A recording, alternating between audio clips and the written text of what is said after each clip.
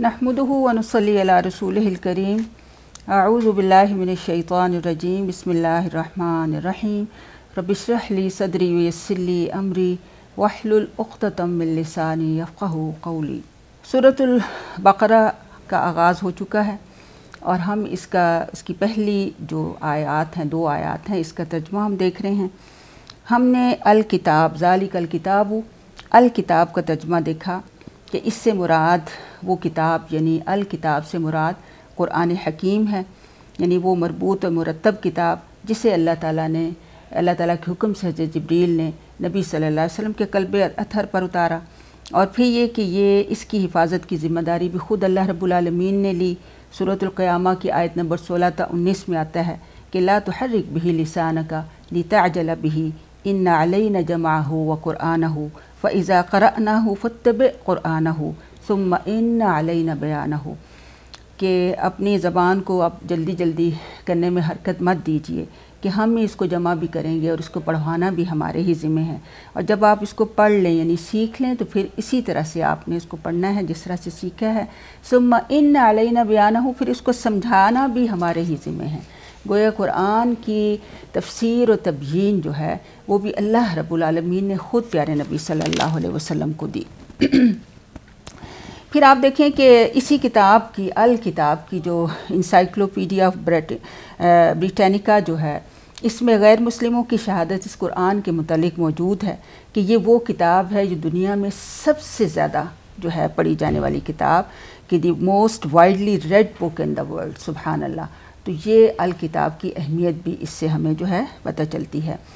फिर आगे हम पढ़ते हैं, अल्लाह ताला फरमाते हैं कि ज़ालिकल किताबु ला रैब फ़ीही। अब ला जो है ये नहीं के लिए आता है, जहाँ कहीं भी अगर ये हर्फ नफ़ी के लिए है और नहीं इसका तर्जुमा हम करते हैं। आगे आता है रैब। रैब जो है इसका रूट देखें कि रा अलिफ बा राबा, राबा यरीबु रैबन, इससे जो फ़ेल बनता है राबा यरीबु रैबन, और इससे मुराद होता है क़लक़ुन नफ्स। यानी वैसे तो इसका तर्जुमा हम शक करते हैं, लेकिन शक के लिए लफ्ज़ कुरान में शक भी इस्तेमाल हुआ है। यहाँ जो रैब आया है ये एक ऐसा शक है जिसमें इंसान को बेचैनी भी हो, इस्तराब भी हो, नफ्स जो है मुतमईन ना हो, यानी शक करने पर भी मुतमईन ना हो, उसे यही महसूस हो कि पता नहीं ये सही बात है, अगर सही बात है तो उसको ना मानने के क्या नुकसानात होंगे, और अगर गलत बात है तो उसको मानने के फिर क्या नुकसानात हो जाएंगे। तो रैब ऐसे शक को कहते हैं जिसमें इंसान मुस्तरब रहे, परेशान रहे, और उसमें वो एक तरह से मुतमईन ना होने वाली कैफियत को भी कहा जा सकता है। फिर इसमें अगला लफ्ज़ आता है कि हुदन, हिदायत है। हिदायत के पहले भी हम पढ़ चुके हैं, इसका रूट है हा दाल या, और इसके भी हमने पहले भी देखें कि हमने इसकी दो इसके मानी जो हैं पढ़े थे, राह दिखाना और मंजिल मकसूद तक पहुंचाना। तो इसलिए इसमें ये जो कहा गया कि हुदन या हिदायत जो हमने यहाँ पे बताया गया है, तो इस किताब से वही लोग हिदायत और रहनुमाई हासिल कर सकते हैं जिनके अंदर तक़वा की सिफ़त मौजूद हो। और दूसरी सूरत ये भी है कि ये किताब अस्हाब तक़वा ही को सिरात मुस्तकीम पर चलाते हुए मंजिल मकसूद पर पहुँचाने वाली है। यानी हिदायत के दोनों ही मानी के हिसाब से अगर हम देखते हैं। और हुदा जो है आपको पता है कि इसकी हमने 3 किस्में भी पढ़ी हैं। एक तो हिदायत आमा है, एक हिदायत ख़ासा है, और एक ख़ासुल ख़ास हिदायत है। तो यहाँ जो हुदन है ये हिदायत ख़ासा, यानी वो हिदायत जो ख़ास तौर पे ज़वील उक़ूल यानी इंसान और जिन जो अक़ल रखते हैं उनके लिए जो है हिदायत जो है उतारी गई है। तो यहाँ हिदायत का दूसरा हम मतलब जो है यहाँ लिखेंगे। फिर इसमें आगे है कि लिल मुत्तकीन में 2 देखिए कलिमात हैं। पहला है ली जो है ये हर्फ जर है, और पहले भी हम इसको लिल्लाही में पढ़ चुके हैं, और इसका मतलब क्या है के लिए या वास्ते हम इसका तर्जुमा करते हैं। और अल मुत्तकीन परहेज़गारों के लिए आम तौर पर इसका तर्जुमा यही किया जाता है। मुत्तकी का जो रूट है वो है वाओ काफ या वक़ी। वक़ी का मतलब होता है तर्जमा, बचना, और इससे इत्तका यत्तकी से जो है इस्मुल फ़ाइल मुत्तकी बनता है। یعنی بچنے والا، ڈرنے والا، پرہیزگار اس کا ہم ترجمہ کرتے ہیں۔ اور آپ دیکھیں کہ اگر عربی لغت میں ہم دیکھیں تو یہ دو معنوں میں استعمال ہوتا ہے، ایک یہ کہ ڈرنا اور دوسرا یہ کہ بچنا، اور قرآن مجید میں یہ لفظ جو ہے ان دونوں معنوں میں ہی استعمال ہوا ہے، اور تقویٰ کی اصطلاح بھی اسی سے جو ہے یہ مطلب منسوب بھی اسی سے ہی ہے، اسی سے ماخوذ ہے، اور اس کا معنی جو ہے تقویٰ سے مراد یہ کہ ایسا ڈر جس میں بچاؤ بھی ہو، یعنی انسان اپنے بچاؤ کا خیال بھی رکھیں۔ آپ اس کی اگر مثال دیکھیں تو آپ یوں سمجھیں کہ جیسے انسان سامنے سے آتے ہوئے تیر کو دیکھ کر ڈرتا بھی ہے اور پھر اس کے ساتھ اپنا بچاؤ بھی کرتا ہے۔ اس لیے تقویٰ کا مفہوم جو ہے وہ یہ ہوگا کہ اللہ کے قہر اور عذاب سے ڈرتے ہوئے انسان اللہ کی نافرمانی اور اس کے اور گناہوں سے بچتا رہے۔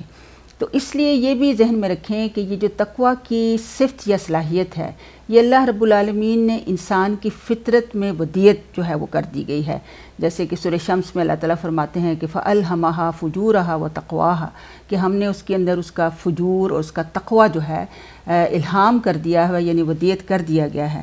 تو اس لیے یہ کتاب ان لوگوں کو سیدھی راہ دکھائے گی جو اور منزل مقصود تک پہنچائے گی جن کی فطرت مسخ نہ ہوئی ہو۔ تو یہ پھر انشاءاللہ ہم دیکھتے ہیں کہ فطرت جو ہے مسخ کیسے ہوتی ہے، اور اس کو اگر اور زیادہ سمجھنا تو اس مثال سے بھی آپ سمجھ سکتے ہیں کہ جیسے سورج ہے، وہ ہر ایک کو اس کی صفت کیا ہے کہ وہ روشنی دیتا ہے، لیکن اگر ایک شخص بصارت سے محروم ہو تو اس کو سورج کی روشنی جو ہے وہ کوئی فائدہ نہیں دے سکتی۔ تو اسی طرح سے دیکھیں کہ قرآن بھی ایک نور ہے، اس سے ہدایت کی روشنی نکلتی ہے، لیکن اس نور کو دل کی آنکھیں کھولے بغیر اس سے روشنی بندہ کوئی بھی حاصل نہیں کر سکتا۔ تو تقویٰ جو ہے وہ دل کی کیفیت ہے، اور جب تک دل میں یہ روشنی نہ ہوگی، دل کی یہ آنکھ نہیں کھلے گی، اس وقت تک بندہ پھر متقی نہیں بن سکتا۔ اور یہاں پہ ہدایت کس کے لیے ہے؟ متقین کے لیے ہے۔ تو اس سے پھر ہمیں انشاءاللہ اس کی تفسیر کو سمجھنے میں جو ہے بہت زیادہ جو ہے ہمیں موقع ملے گا۔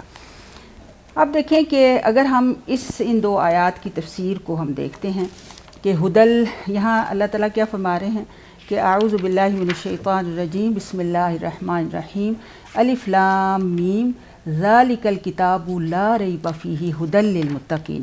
اب مقطعات کے حوالے سے ہم نے دیکھ لیا کہ الف لام میم حروف مقطعات ہیں۔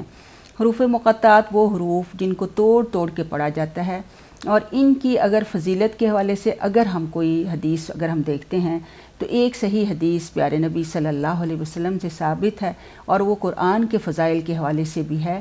آپ صلی اللہ علیہ وسلم نے فرمایا کہ تم قرآن پڑھا کرو، اور قرآن کے ہر حرف کے پڑھنے پر 10 نیکیاں ملتی ہیں۔ پھر آپ صلی اللہ علیہ وسلم نے مثال دیتے ہوئے کہا کہ تم الف لام میم کو ایک حرف نہ کہو، بلکہ الف ایک حرف ہے، لام ایک حرف ہے، اور میم ایک حرف ہے، اور ہر حرف کے پڑھنے پر 10 نیکیاں ملتی ہیں۔ سبحان اللہ۔ تو یہ قرآن کی فضیلت بھی ہے، اور ان حروف کے حوالے سے بھی ہمیں مل جاتا ہے کہ اس کو نبی صلی اللہ علیہ وسلم نے بھی توڑ توڑ کر پڑھا۔ اب اس میں ہم نے سب سے پہلے یہ دیکھنا ہے کہ صحابہ کا عمل ہم دیکھیں گے کہ صحابہ کرام کو جس بھی بات کی سمجھ نہیں آتی تھی وہ فوری طور پر پیارے نبی صلی اللہ علیہ وسلم سے پوچھ لیا کرتے تھے۔ اب چونکہ صحابہ کرام نے اس کے بارے میں نبی صلی اللہ علیہ وسلم سے کبھی نہیں پوچھا، تو اس سے پھر ہمیں یہ پتہ چلتا ہے کہ عربی زبان میں حروف مقطعات کا رواج عام تھا۔ آپ دیکھیں کہ اس وقت جب یہ قرآن کا نزول ہو رہا تھا، عربی بڑے فصیح و بلیغ شاعر اور ادیب جو تھے اس وقت موجود تھے، اور بہت خوبصورت شاعرانہ کلام بھی اس وقت موجود تھا۔ تو ہو سکتا ہے کہ ان کے کلام میں اس طرح کی مثالیں جو ہیں ملتی ہوں، اس لیے بھی نہیں پوچھا۔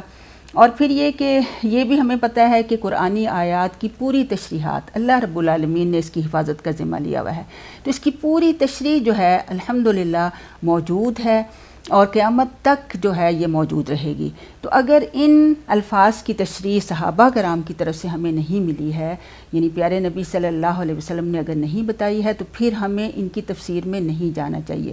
یہ میں اس وجہ سے کہہ رہی ہوں کہ بہت سے علماء بہت سی تفاسیر ان الفاظ کے بارے میں بتاتے ہیں، اور اس کے بہت سارا ٹائم اس میں دیکھیں کہ ضائع کرنے والی بات ہے۔ اور پھر یہ بھی دیکھ لیں کہ کچھ حروف قرآن کی کچھ آیات ایسی ہیں جو کہ آگے جا کے آپ سورہ آل عمران میں پڑھیں گے کہ قرآن کی آیات کی بھی دو قسمیں ہیں، ایک متشابہات ہیں، ایک محکمات ہیں۔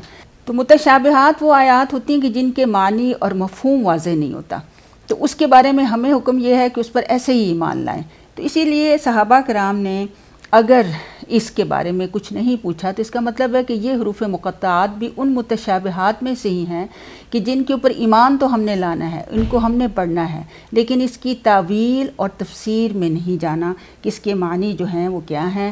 ہمارے لیے بس یہی بات کافی ہے کہ یہ اس پر ایمان لائیں کہ یہ اللہ تعالیٰ کی طرف سے نازل شدہ ہیں، نہ یہ محمل ہیں، نہ ہی زائد ہیں، بلکہ ٹھوس حقائق پر مبنی ہیں۔ ہمیں اسی چیز پر ایمان رکھنا چاہیے، اور نہ ہی اس پر یہ بھی ہے کہ کسی شرعی مسئلے کا دار و مدار بھی نہیں ہے کہ ہم اس کی کھوج میں جو ہیں وہ جائیں۔ تو اس لیے حروف مقطعات کی تفسیر کے حوالے سے یہی بات کافی ہے، اور بہت سی صورتیں، تقریباً قرآن کی 29 صورتیں ایسی ہیں جن کے آغاز میں یہ حروف مقطعات جو ہیں وہ رکھے گئے ہیں۔ آگے دیکھیں کہ اللہ رب العالمین کیا فرما رہے ہیں کہ ذالک الکتاب لا ریب فیہ، کہ اس میں جو ہم نے اہدنا الصراط المستقیم ہم نے مانگا، تو اللہ تعالیٰ نے یہ کتاب پوری کی پوری ہمارے سامنے رکھ دی، اور اس میں شروع میں یہ کہہ دیا کہ یہ وہ کتاب ہے کہ لا ریب فیہ، جس میں کسی قسم کا کوئی شک جو ہے وہ نہیں ہونی چاہیے۔ تو شروع میں اس بات کو جو کہنا جو تھا وہ اس لیے ضروری تھا کہ آپ کو یہ سمجھ آ گئی کہ ریب ایسے شک کو کہتے ہیں جس میں اضطراب اور خلجان کا عنصر موجود ہو۔ کفار مکہ کو بھی قرآن کے نزول پر بہت طرح کے اعتراض تھے۔ ایک تو یہ اعتراض تھا کہ یہ محمد صلی اللہ علیہ وسلم خود ہی اس کو تصنیف کر کے ہمیں جو ہے یہ بتا دیتا ہے اور کہتا ہے کہ قرآن جو ہے منزل من اللہ ہے، اور دوسرا انہیں یہ اعتراض تھا کہ یہ قرآن دوسرے عالموں سے سیکھ کر ہمیں جو ہے سنا دیتا ہے اور کہتا ہے کہ یہ منزل من اللہ ہے۔ اگر اتنی سی بات ہوتی تو دیکھیں کہ اس میں بھی کوئی اضطراب اور قلق والی بہت زیادہ بات نہیں تھی، مگر مشکل یہ تھی کہ قرآن جو دعوت پیش کر رہا تھا، جس طرف نبی صلی اللہ علیہ وسلم دعوت دے رہے تھے، اس میں سب سے زیادہ زور جو ہے وہ عقیدہ آخرت پر دیا جا رہا تھا، اور عقیدہ آخرت ہی ان کا کمزور تھا۔ وہ بعث بعد الموت، یعنی موت کے بعد اٹھنے پر ان کا یقین ہی نہیں تھا، اور انہیں اضطراب اور بے چینی اسی بات پر تھی کہ اگر بالفرض قرآن کی یہ دعوت سچی ہے تو پھر تو ان کی خیر نہیں۔ اور اسی اضطراب اور خلجان کو دور کرنے کے لیے اللہ رب العالمین نے شروع سے یہ واضح کر دیا کہ اس کتاب کا اللہ تعالیٰ کی طرف سے نزول اور اس کے مضامین جو ہیں سب قطعی اور یقینی مضامین ہیں، اور ان پر ایمان لانے والوں کو کسی قسم کا شک اور اضطراب اور خلجان باقی نہیں رہنا چاہیے، کیونکہ جب انسان کو کسی بھی چیز میں شک پیدا ہو جائے تو دیکھیں کہ وہ انسان اس پر ایمان نہیں لا سکتا، اس پر عمل نہیں کر سکتا۔ اس کی مثال یہ سمجھے کہ ایک پانی کا گلاس پڑا ہوا ہے، اگر ہمیں یہ شک پیدا ہو جائے کہ اس پانی میں کوئی نجاست گری ہوئی ہے تو آپ دیکھیں ہم اس کو پی نہیں سکتے۔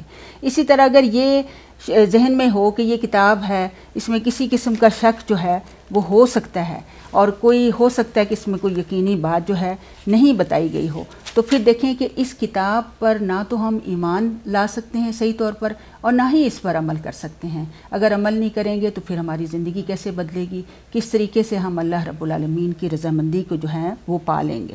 تو اس حوالے سے یہ بہت ضروری ہے کہ کتاب کے شروع میں ہم اپنے اندر جو ہے پوری طرح سے یہ یقین جما لیں کہ یہ ہی وہ کتاب ہے، واحد کتاب ہے جس میں کسی قسم کا کوئی شک جو ہے وہ باقی نہیں ہے۔ اس لیے علماء یہ بتاتے ہیں کہ اللہ تعالیٰ یہ بھی کہہ سکتے تھے کہ ذالک الکتاب